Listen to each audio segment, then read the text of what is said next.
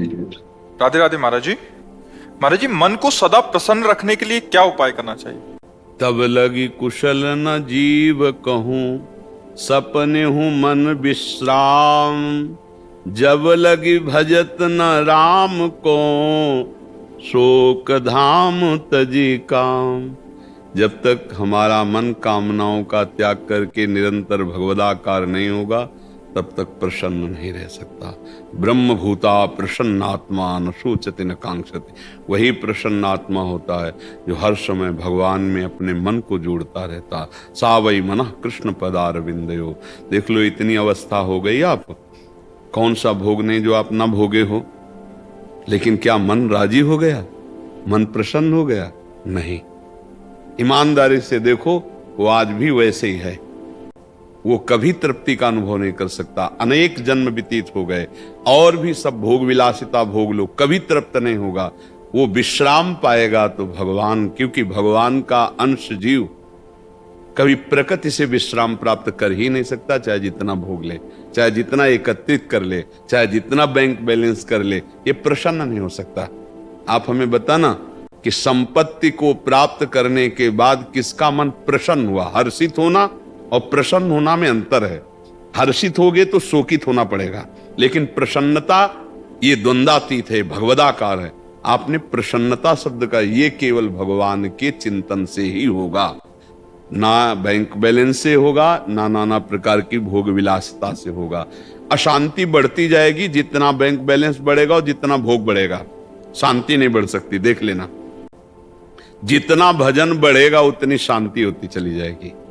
जितना भोग भोगते जाओगे उतनी अशांति बढ़ती चली जाएगी। आप खुद अनुभव करके देख लीजिए। तो शांति प्राप्त करने के लिए, प्रसन्नता प्राप्त करने के लिए अपने कर्तव्य का धर्म पूर्वक पालन करते हुए नाम जप किया जाए। कोई भी गंदा आहार, गंदा पेय ना पिया जाए, नहीं तो मन थोड़ी देर के लिए बेहोश होता है उस प्रमाद स्थिति में, तो उसी को तुम आनंद मान लेते हो। अभी आनंद जाना कहां? होश में चैतन्य होते हुए भी बेहोश रहना एक बड़ी अद्भुत स्थिति होती है। वो भगवान से प्राप्त होती है। आप भगवान के अंश हो, प्रकृति के अंश से आप कभी सुखी नहीं हो सकते हो। चाहे जितना प्रकृति को भोग लो, कभी मन प्रसन्न नहीं हो सकता। ऐसा लगता है कि एक चीज आज मन मांग रहा है, खा लें तो हम प्रसन्न हो जाएंगे, अगर ये हम भोग लें तो प्रसन्न हो जाएंगे। लेकिन जिसको तुम सोच रहे हो कि भोग लें, उसको कोई भोग रहा है, लेकिन वो भी किसी और के लिए सोच रहा है। वो भी ऐसा नहीं कह सकता कि अब कछुनाथ न चाहिए मोरे, मैं प्रसन्न हूं, अब मुझे कुछ नहीं, ये नहीं कोई बोल सकता। ये वही बोल सकता है जिसका चित्त भगवान से जुड़ा हुआ है। तो हमारी प्रार्थना है, नाम जप कीजिए, अपने कर्तव्य का पालन कीजिए। बार बार मन संसार में जो जा रहा है वहां से हटा के प्रभु के चरणों में, प्रभु के नाम में लगाइए, तो ही मन प्रसन्न हो सकता है। हमें तो आज तक और कोई उपाय नहीं लगा, न शास्त्रों में, न महापुरुषों के वचनों में। ऐसा कोई उपाय नहीं है जिससे अन्य उपायों द्वारा मन को प्रसन्न किया जा सके।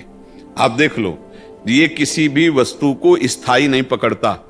मन को देख लीजिए, आप जिस वस्तु से प्रियता मन दिखाएगा, थोड़ी देर के बाद, थोड़े दिन के बाद, थोड़े समय के बाद वो उससे हट जाएगा और दूसरे की तरफ देखने लगेगा। इसका मतलब है ये केवल फंसा रहा है, ये कहीं तृप्त होने वाला नहीं।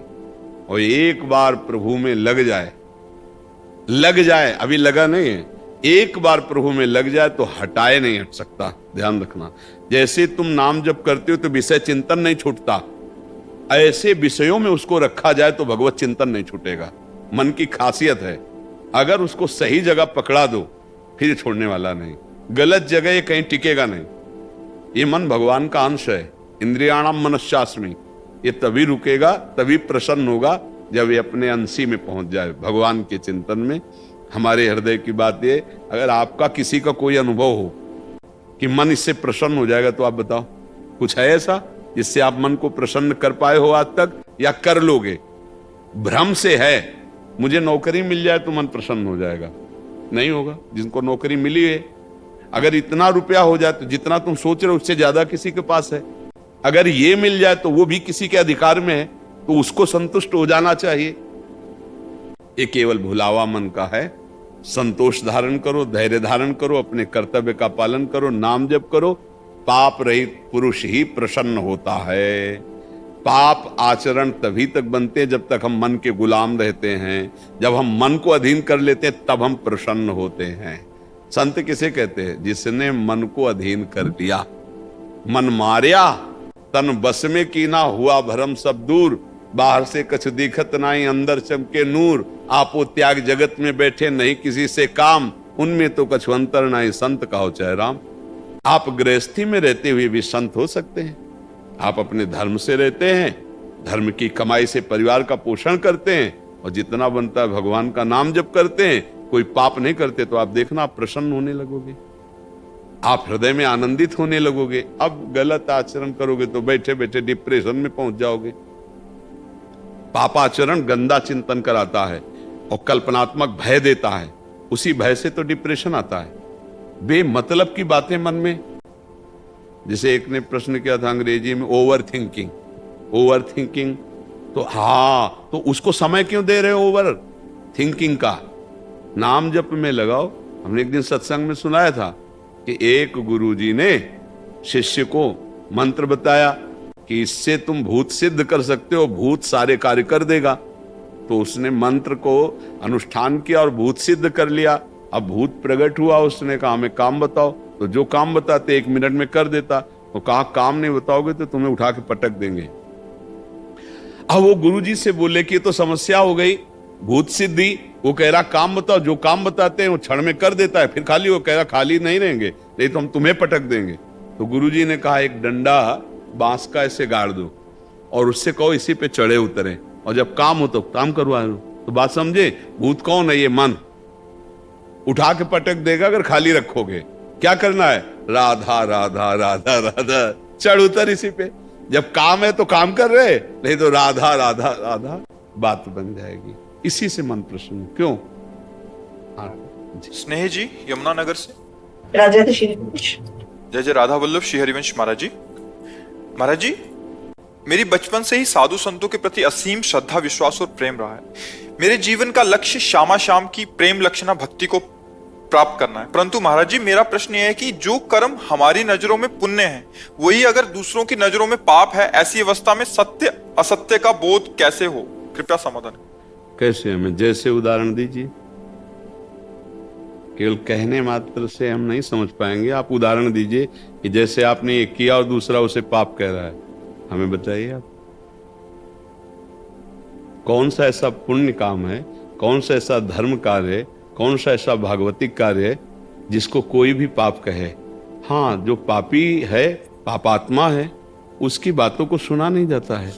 वो कोई प्रमाणित बात थोड़ी है। कोई महात्मा अगर कह रहा है तो आप हमें बताइए, पागल आदमी की कोई बात मानी जाती है क्या? तो जो वासनाओं में पागल है उसकी बात कोई मानी जाती है क्या? फाइनल में बात तो विवेकवानों की मानी जाती है, शास्त्र सम्मत मानी जाती है। आप शास्त्र सम्मत बात बताइए कि किस पुण्य को कहां पाप कहा गया है? आप किसको लेकर प्रश्न कर रहे हैं? किस बात को लेकर कहे हैं? हमारी जैसी है कि आपने स्वयं अपने हाथों से अपना बना हुआ भोजन लेना है और कोई दूसरा सोचे कि ये क्यों नहीं ले रहे या किसी का भोजन क्यों नहीं ले रहे। मतलब जो वैष्णव सावधानियां बताई जाती हैं, तो अगर दूसरा आदमी उसको समझे ना। आप हमारी बात, इसमें थोड़ा विवेक की आवश्यकता है। दूसरा कौन तुम्हें पूछेगा? कौन पूछेगा? कोई घर का प्रियजन होगा, समझ में आ रहा है? कोई घर का प्रियजन होगा, कोई आपसे संबंध रखता है, वो होगा। यदि वो निषिद्ध भोजन पाता है तो हम उससे प्रार्थना कर देते हैं कि हम भगवत मार्ग के पथिक ये नहीं पा सकते हैं। अगर वो अच्छा पवित्र भोजन बनाता है तो उनसे भगवान को अर्पित करके पा लेते हैं। तो उसमें विवेक की आवश्यकता है। उसमें कोई द्रोह या निषेधात्मक वृत्ति या पाप ऐसा कोई यहाँ तो सवाल नहीं उठता है। बात समझना है। हाँ, अगर ऐसे कोई गली चलते किसी को भोजन के लिए थोड़ी कहता है। एक प्रियता होती है, एक संबंध होता है। उस संबंध से जैसे वो चाहता है कि मेरे, तो अगर वो निषिद्ध भोजन नहीं है, वो त्याज्य भोजन नहीं है, तो उसे हम भगवान को अर्पित करके पा लेते हैं उसकी खुशी के लिए। उसके हृदय में श्री भगवान विराजमान है। लेकिन यदि निषिद्ध है तो हम उससे प्रार्थना कर देते हैं कि हम देखो भगवत मार्ग के पथिक हैं, हम ये पदार्थ नहीं पाते हैं, इसलिए हम नहीं पा सकते हैं। तो उसमें कोई बुरा मानने की या पाप की कोई तो बात ही नहीं है जी। हरवंश पराशर जी पंजाब से। राधे राधे। राधा वल्लभ श्री हरिवंश महाराज जी, दंडवत प्रणाम। गुरुदेव भगवान, 3-4 माला नाम जप के पश्चात मन स्थिर हो जाता है, बाहरी सब कुछ रुक जाता है। 10-15 मिनट के लिए न माला गिरती है न शरीर झटका लगता है। कभी कभी आभास होता है कि नाम जप चल रहा है। गुरुदेव, क्या ये निद्रा अवस्था है? इस अवस्था को नहीं, निद्रा नहीं कहते, इसे तंद्रा कहते हैं। निद्रा नहीं कहते, इसे तंद्रा कहते हैं। ये भी विक्षेप माना जाएगा, ये कोई भागवती की स्थिति नहीं है, इसे विक्षेप माना जाएगा। इसको सुधारना चाहिए, ऐसी स्थिति में खड़े हो जाना चाहिए, टहलने लगना चाहिए। ये कोई भागवती की स्थिति नहीं है। भागवती की स्थिति में जागते हुए चेतना शून्य भगवदाकार वृत्ति, जैसे हम स्वप्न में होते हैं और चेतना देह की नहीं होती। वो स्वाप्निक शरीर की कल्पना में तो ये कल्पना नहीं होती, सत्य में होता है, क्योंकि सत्य स्वरूप भगवान का है, तो उसी में वो स्थित है और उसे बाह्य शुद्ध नहीं है। ये बड़े महापुरुषों की होती है जो बहुत अच्छे साथ। पर अभी जैसे आपने बताया, इसे तंद्रा कहते हैं। कि नाम भी हो सकता है चल जाए थोड़ी देर के लिए, ना बेहोशी है ना जागृत है, इसे तंद्रा कहते हैं। अगर बेहोशी हो गई तो निद्रा हो गई, अगर बेहोशी नहीं हुई जागृत अवस्था हो गई, लेकिन जागृत भी नहीं है और नींद भी नहीं है, उस अवस्था को तंद्रा कहते हैं।